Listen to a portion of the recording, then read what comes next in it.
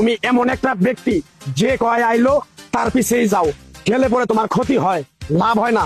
কথাটা ঠিক না ঠিক? ঠিক। ডাক করলা না, না। যখন তোমার কাছে টাকা পয়সা থাকে, এখন তোমার আপন বন্ধু বান্ধব, কাছের মা বাবা মা থাকে। যখন তোমার কাছে টাকা পয়সা থাকে না, তোমার আত্মীয় স্বজন কোনো বন্ধু বান্ধব তোমার কাছে থাকে না। কথাটা ঠিক না ঠিক? ঠিক। রাগ করলা? না, না। এই কথাগুলো আগে পিছনে কোনদিন বলছিলা?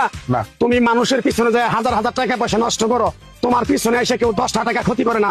কথাটা ঠিক না ঠিক? ঠিক। আরেকবার কও বিসমিল্লাহ, বিসমিল্লাহ। আরেকবার কও সুবহানাল্লাহ। সুবহানাল্লাহ। বিশ্বাসে বস্তু মিলে তর্কে বহুদূর।